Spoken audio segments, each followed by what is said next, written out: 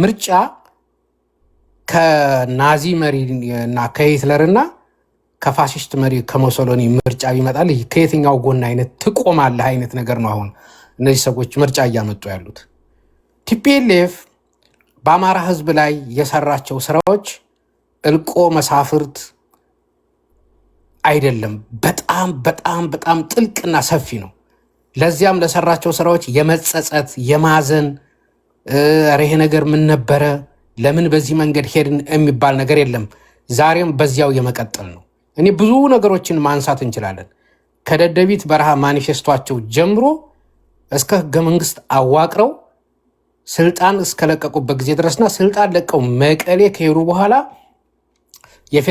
የፌዴራሊስት ኃይሎች እያሉ የተለያዩ የፖለቲካ ፓርቲ ሰዎችን እየሰበሰቡ አንድ እዚህ ወላይታ ላይ የነበረ ማና አሰፋ ነው ምናምን የሚባል ሰው ሳይቀር እነ በቀለ ገርባ ያልሄደ የለም። ሁሉም መቀሌ ተሰብስቧል።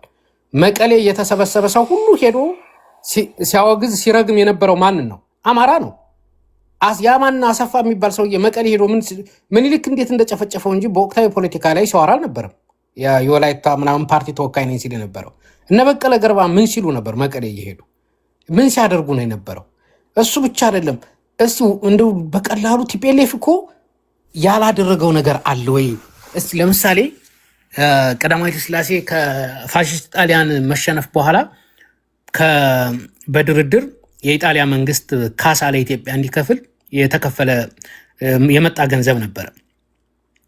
የጎንደር ህዝብ ለአምስት ዓመቱ የጸረ ፋሺስት ተጋድሎ ለከፈለው መስዋዕትነት ከተማውን በመብራት በሌለበት ሰዓት የሚያንቀሳቅስ ጄኔሬተር ተገዝቶ ነበር። መጥቶ ጎንደር ነው። ይሄ ማንም ሰው የሚያውቀው ነው። ብዙ ሰው ያወራው፣ ብዙ ሰው የጻፈበት፣ ብዙ ሰው የተናገረ ነው።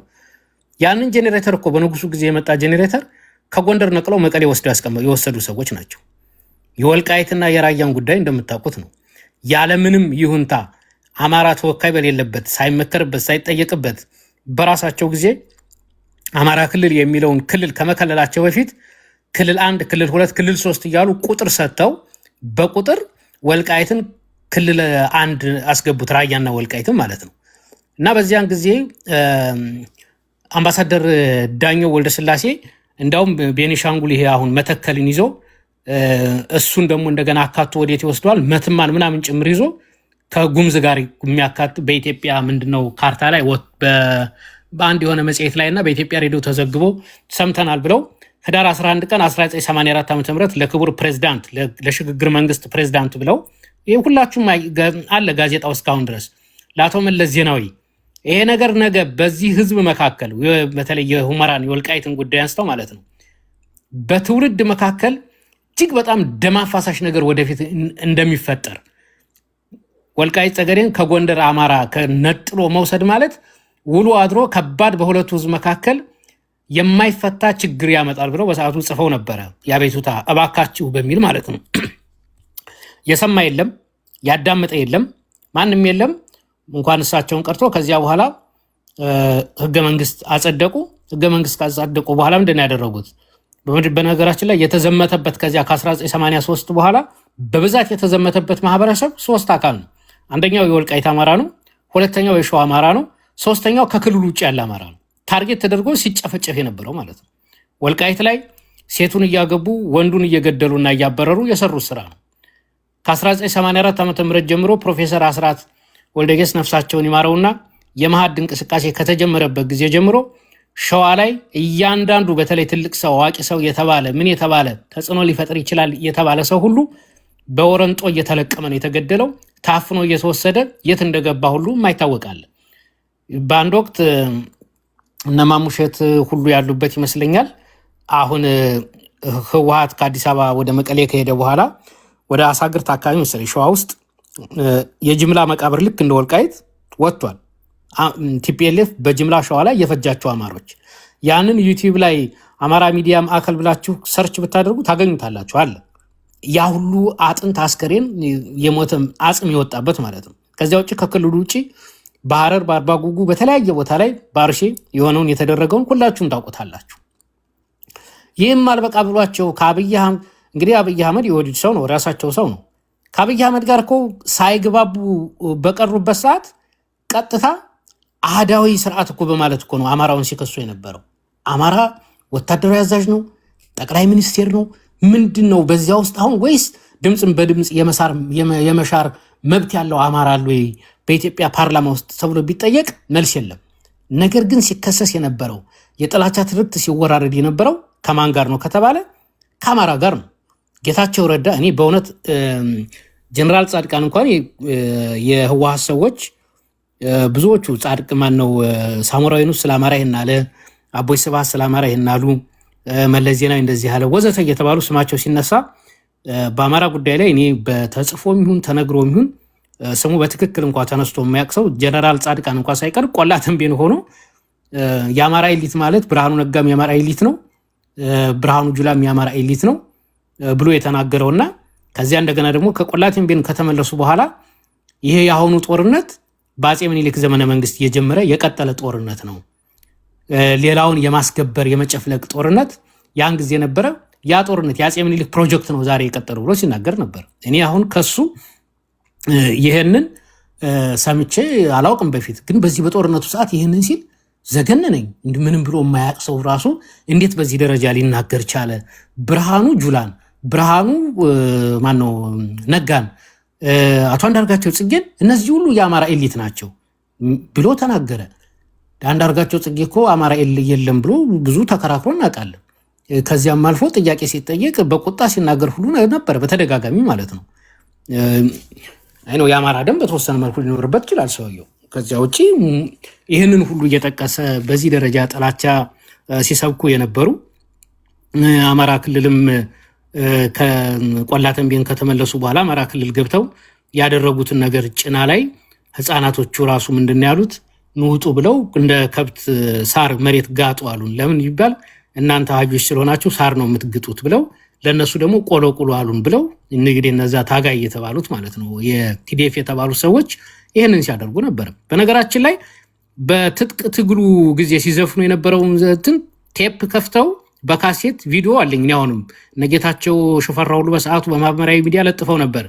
ይሄንን ሆዳም ነው ይሄንን ጅል አማራ አሳደህ በለው እያሉ የሚጨፍሩበት። እንግዲህ ለጦር ነው ይሄ ስልጣና፣ ጦሩ ነው ይሄ ስልጣና ሲሰጥ የነበረው። እነ ያው ነፍስ ይማር ሰው ከሞተ በኋላ ነፍስ ይማር ነው የሚባለው። እነ ሰለሞን ተካልኝ እሱ በተገኘበት አማራና ውሻ የሰው ልክ ያውቅም አሳደህ በለው እየተባለ በአደባባይ በህዝብ በተሰበሰበ በሰልፍ ላይ አማራይ ኧረ ተውኝ ማሩኝ እያለች አንድ ሴት ሲዘፍን አልሰማችሁ? እነዚያ ሁሉ እኮ በቲፒኤልኤፍ ሚዲያዎች ሲተላለፉ የነበረ ፖለቲከኞቹ ይቅርታ ያልጠየቁበት ምን ያላሉበት ዛሬ የአባ ሰላማ ምናምን ነገር የሚባሉት ትግራይ የተመሰረተው ማነው ስማቸው? አንድ ጳጳሱ አውስትራሊያ የነበሩት አሁን ሀገር ቤት አባ ሰረቀ እሳቸው እኮ እነዚህ ኢትዮጵያዊ ነን የሚሉ አማሮች ዘራቸው የጠፋ የተረገመ እነ ጃንሆይ ናቸው ዘራችንን የቀላቀሉት ዘራችንን ያረከሱት እኛ ትግራዊ እያሉ ቪዲዮ አለ። ይሄን ማሰማት እንችላለን በየትኛውም ሰዓት አምጥተን ይሄንን ብለው የተናገሩ እንግዲህ ቀዳማዊ ኃይለ ሥላሴ ሴት ልጃቸውን ወይዘሮ ዘነበ ወርቅን ለደጃዝማች ኃይለ ሥላሴ ጉግሳ በጋብቻ መዳራቸው፣ ልጃቸው ደጃዝማች ልዑል መርድ አስፋወሰን ወይዘሮ ወለተ ስላሴ አሁንም ከትግራይ ባላባት ጋብቻ መፍጠራቸው ምንድነው? አሁን ይሄ ነውር ሆኖ በዚህ ደረጃ ነው ሲከሱ የነበረው። አጋቡን ተጋባን ዘራችን ረከሰ እያሉ ማለት ነው። እኚህ ዘራችን ረከሰ የሚሉ ሰዎች ዛሬ ከነ ደብረጽዮን ጋር ከነ ፈትለወርቅ ጋር ወዘተርፈ ቁጭ ብለው አሁንም በአማራ ላይ ጥላቻ የሚያቀነቅኑ የሚነዙ ሰዎች ናቸው። ለዚህ አንድ ሰው ወጥቶ ትክክል አይደለም ያለ የሚዲያ ሰው የለም። ይሄን ያወገዘ እንዴት እንደዚህ ይባላል ያለ ሰው የለም ከቲፒኤልኤፍ በኩል ማለት ነው።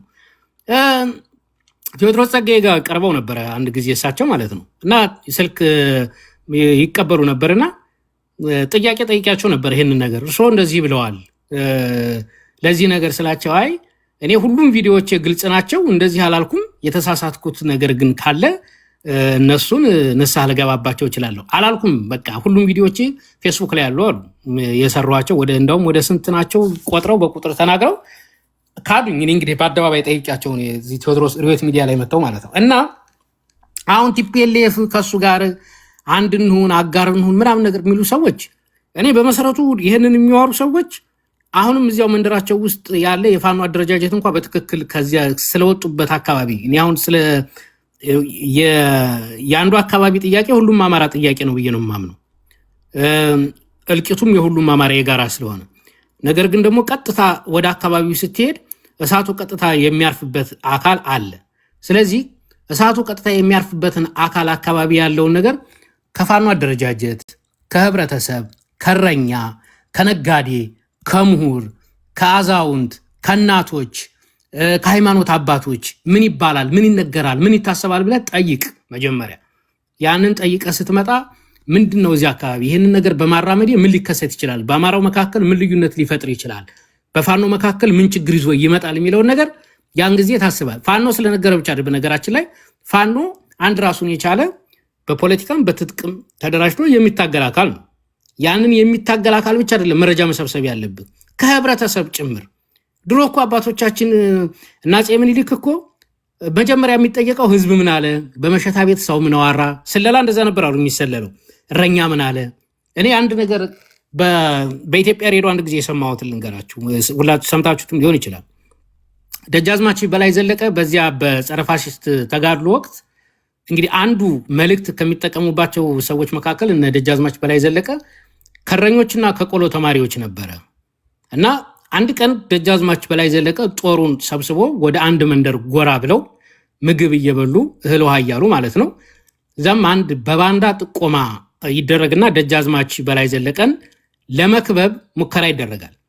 ይህንን የተመለከተ በሰዓቱ የቆሎ ተማሪ ነበረ፣ ቸርነት የሚባል የቆሎ ተማሪ ወይም ዳቆን ቸርነት የሚባል በሩ ላይ ያ የቆሎ ተማሪ ከበር ላይ ቆመና ምን አለ ይላል። በሬዲዮ ነው የሰማሁት። አንተ ሰው በአገርህ ሽምብራ አዘራም ወይ፣ ጠላት ሲመጣብህ አጠረጥርም ወይ ብሎ ገጠመ። ከዚያም እነ ደጃዝማች በላይ ዘለቀ በጠላት መከበባቸውን ወዲያውኑ እንደገባቸው ስለተረዱ እነሱ ደግሞ በጀርባ በኩል ዘለው ያን የከበባቸውን ጠላት መልሰው ከበው ጠላትን አፈር ዱቄት አድርገው የታጠቀውን ማርከው ግዳይ ጥለው ሄዱ። ደጃዝማች በላይ ዘለቀ ሁልጊዜ ከወገቡ ላይ የማትለየውን ሽጉጥ ለዚያን ጊዜው የቆሎ ተማሪ ዳቆን ቸርነት ሸለመው። የዛን ጊዜው ዳቆን ቸርነት በ1965 ዓ.ም አባ ሆኗል። በዚያ ሰዓት አባ ቸርነት ለግርማዊ ቀዳማዊ አፄ ኃይለ ሥላሴ የተሸለሙትን ሽጉጥ አዲስ አበባ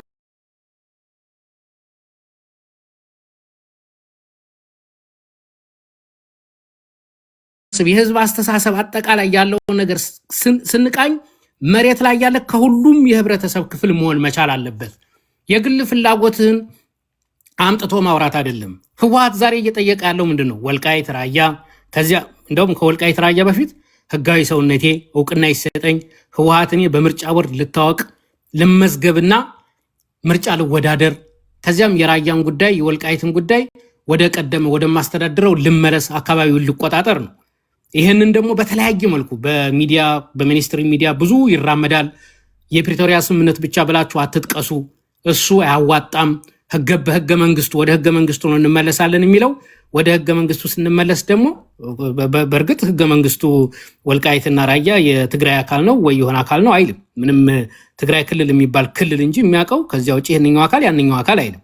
በዚህ ደረጃ ፕሮፓጋንዳ እየሰሩ ካንተ እንኳን እንደ አማራ እንኳን ምግበይ ጀነራል ምግበይ አክሱም ላይ ሄዶ መልእክት ሲያስተላልፍ ከአማራ ይልቅ አማራ ውስጥ ንዑስ ማንነቶች አሉ አይደል? እነዛ ንዑስ ማንነቶች በማጉላት አማራ ውስጥ ችግር እንዲፈጠር ስለሚፈልግ ምን አለ? እኛ ከአማራ ጋር ከአገው ጋር ከቅማንት ጋር እንሰራለናል።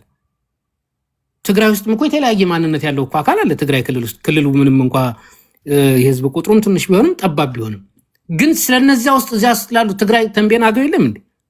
ተንቤን ስላለ አገው ጀነራል ምግበይ ያወራል አያወራም? አማራ ውስጥ ስላለ ግን አማራ ውስጥ ያለ አገው ይሁን ማን ይሁን ምን ይሁን አርጎባ ይሁን ምን ይሁን መብቱ ተከብሮለት እኩል እንደ አማራ እየኖረ ነው። ራሱን በራሱ ያስተዳድራል፣ በቋንቋው ይናገራል፣ በቋንቋው ይማራል፣ አማርኛ ቋንቋን ይጠቀማል፣ አብሮ ከአማራ ጋር ይዋደቃል፣ ለህልውና አለ። ግን እነሱ ለመከፋፈል የሚሄዱበትን ርቀት ማለት ነው። እነሱ በአማራ መቃብር ላይ ጥቅማችን እናስከብራለን ነው የሚሉት። አንተ ደግሞ ይሄ እርስ በርሱ የተሰነጣጠቀ ቲፒኤልኤፍ መሰነጣጠቅ የለበትም፣ በፕሮፓጋንዳ እናግዛቸው፣ ተስፋ እንስጥ፣ አብረን እንስራ በሚል የቲክቶክ ዘመቻ ታደርጋለህ ማለት ነው። ማነህ አንተ? መጀመሪያ የብዙ አማራ ህዝብ ጥያቄ ነው። እኔ በነገራችን ላይ እዚህ ጋር እኔ የወልቃይት አካባቢ ሰው አይደለም ተወላጅ ሄጀም አላውቅም ወደዛ አላውቅም የመሀል ሀገር ሰው ጎንደር ጎጃም ወልቃይት በጣም ሩቁ ነው እና ወልቃይት ወደ ትግራይ በመከለሉ እንደማንኛውም ሰው ብዙም ጥያቄም ኖሮኝም ማያቅም ነበር እኔ ወልቃይትን ያወቅኩት ፍትህ መጽሔት ላይ ይሁን ጋዜጣ ላይ ከወልቃይት ጸገዴ ማንነት አስመላሽ ኮሚቴ ተብለው አዲስ አበባ መጥተው ያቀረቡትን ሪፖርት አነበብኩ ያ ሪፖርት ምን ይላል እኛ የወልቃይት ጠገዴ አማራዎች በንጉሠ ነገሥቱ ዘመነ መንግስትም ይሁን በደርግ ጊዜም ይሁን ወይም ከዚያ በፊት ሀገራችን በውጪ ባዕድ ጥላት በምትወረርበት ሰዓት እንደማንኛውም ኢትዮጵያዊ ሁሉ ያለንን ይዘን ዘምተን ለሀገራችን ለኢትዮጵያ አንድነትና ዳር ድንበሯ መስዋዕትነት ስንከፍል የነበርነን በንጉሠ ነገሥቱ መንግስትም ይሁን በደርግ ጊዜ ከጎንደር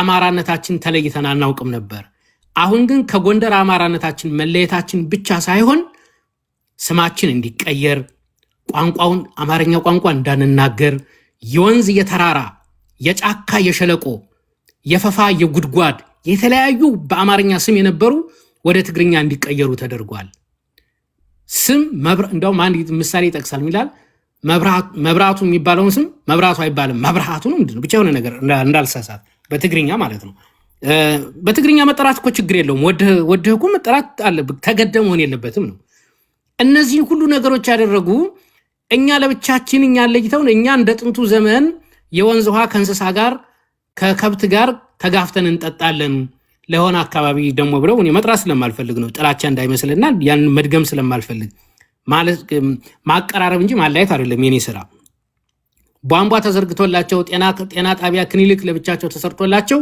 እኛ ግን ለብቻችን ዛሬም እንደዚህ ሆኖ የምንባለው እኔ አንድ የወልቃይት ልጅ አሁን የማውቀው ልጅ አለ ውጭ የሚኖር ማለት ነው እና ምን አለኝ አንድ ጊዜ ወልቃይት ላይ ሰው ሞቶ ጥሩምባ ሲነፋ የቲፒኤልኤፍ ምን ይላል አለ አማራ ነው ሰው የሞተው ይላል አለ እንግዲህ አማራ ሆነ ብትሞት ድር ሲነፋ ራሱ አማራ ነው ሰው የሞተው ይባላል እዚያ ቦታ ላይ የሰው ቁስል ዘማናቀው አካባቢ ካለ እዚያ አካባቢ ያለ ነገር ካለ በዚህ ጉዳይ ምን ያክል ስር የሰደደና ጥልቅ መሆኑ መጀመሪያ መረዳት ያስፈልጋል ይሄንን ነገር ሰነካካ የት ጋር ነው ምንድነው ምን አጠቃላይ የሆነ ቤቱን ከስሩ ዝም ብለ ሰርስረህ መሰረቱን ካናጋው ከላይ እንደ ከዚያ በኋላ ጣራውን ግድግዳውም ይዘረጋገፋል ማለት ነው ያማራን ትግል ልትበትን ተልኮ ተሰጥቶ ከሆነ የምትመጣውና የምትወራው ራሱን የቻለ ተልኮ ስለሆነ መሄድ ትችላለህ ማውራት ከዚያ ባለፈ ነገር ግን አማራን የሚጠቅም ነገር አይደለም ይሄ ነገር ልታቆሙት ይገባል የምትወሩ ሰዎች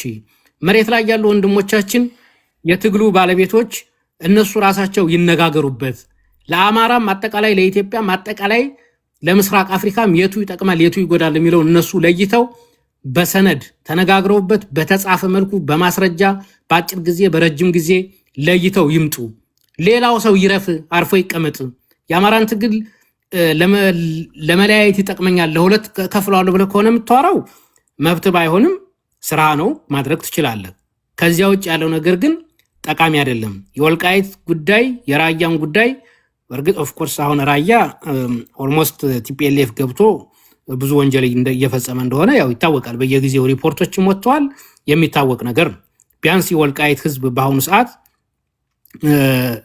ከውጭ መጥቶ የሚገድለው ህዝብ የለም ራሱን በራሱ ችሎ እያስተዳደረ ነው ስራውን እየሰራ ያለ ህዝብ ነው በዚህ ደረጃ ያለ ነው እና ይሄንን ነገር ከዚያ በላይ መነካካቱ ተገቢና ልክ ነው ብዬ አላምንም ረጋ ብንል ይሻላል የጅብ ችኩል ቀንድ ይነክሳል አይነት ነገር እንዳይሆንና አደጋ እንዳይመጣ ለማለት ነው አመሰግናለሁ እግዚአብሔር ይስጥልኝ